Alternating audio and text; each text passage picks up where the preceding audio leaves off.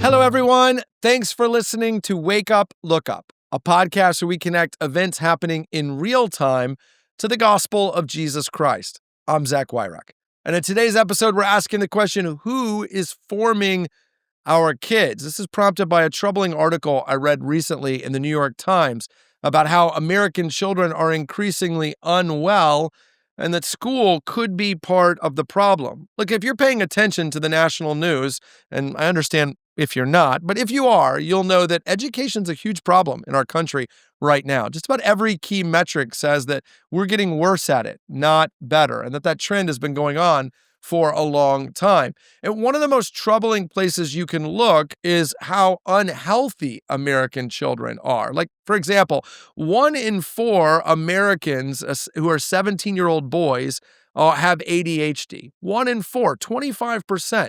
Autism diagnoses have skyrocketed 1 in 2,500 children in the 80s to now 1 in 31 children today. Also troubling. Anxiety is found in 32% of adolescents. Our kids are not doing well. And what this article was exploring is that the emphasis that schools have been placing, really going all the way back to kind of No Child Left Behind in the George W. Bush administration, is that testing is what's driving American school systems. The way we know kids are doing well is test scores. We are a performance-obsessed culture when it comes to education. And the question that's being asked is that fueling anxiety? In addition to that, parents who are worried about their children's test scores or if their kids are struggling to keep up are not asking, hey, maybe this system is not good for my kids, but instead are saying, perhaps maybe they have a learning disability.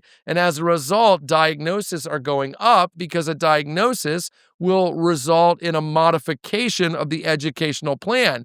And look, sometimes those diagnoses are legitimate, of course, but no one ever stops and says, well, maybe we should have just modified the educational plan from the beginning. Even national trends looking at things like kindergarten will show that play is increasingly being de-emphasized, with recess and free time being stripped back in favor of performance, which most sociologists will say isn't even congruent with human rhythms. As a result, many parents are starting to think about whether or not traditional school is even the best option for their kids. They're looking into homeschooling and private school at increased rates. I think this is a spiritual problem more than it is an educational problem. I think it's an educational problem, but they say if all you have is a hammer, everything's a nail. I'm not an educational expert, but I am a pastor. And I can't help but think of a proverb here from Proverbs 4:23, which says this: above all else, guard your heart, for from it flow the springs of life. The idea here is what I believe to be true about myself, what I believe to be true about the world, will ultimately be the single most determining factor for how I live and move in it. If we're raising kids to think that their real value is in their ability to perform academically, if we're raising children to believe that their prospects in life are anchored almost exclusively to academic performance, then it isn't any surprise that we're raising anxious, troubled children. Well, of course not.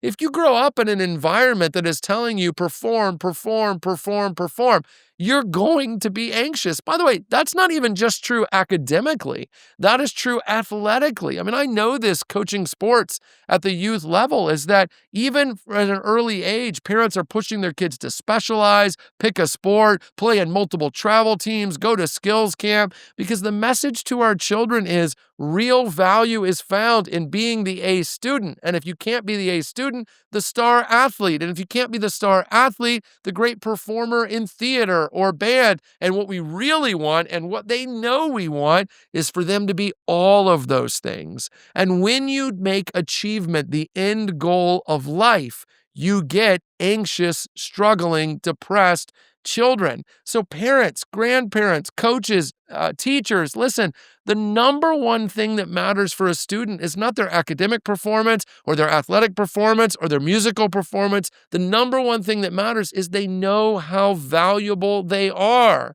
Without ever doing anything, they're made in the image of God. They're loved by God. In fact, so much that God sent his own son to live and die in their place.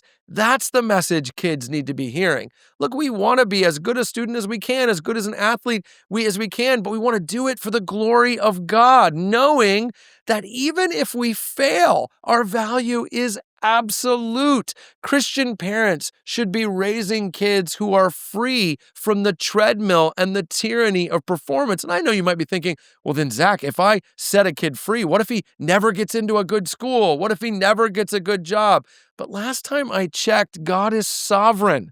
The hope of our kids' future is not their performance, it's the goodness of God. And by the way, free kids free of anxiety and depression, tend to actually perform better because they don't need it. They do it because they want it. Listen, we are increasingly creating a toxic environment for children. Their anxiety, their depression, it is our fault. We've got to set ourselves free and them free from performance culture. Our value is in God, not in what we do. And if that's what's in our hearts, life will start coming out instead of whatever it is we're doing now.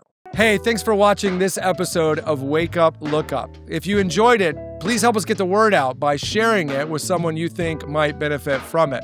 And while you're here, make sure to subscribe to our YouTube channel to get further content, or even download the CCC app, where you'll find even more resources to help you grow in your faith and relationship with Jesus Christ.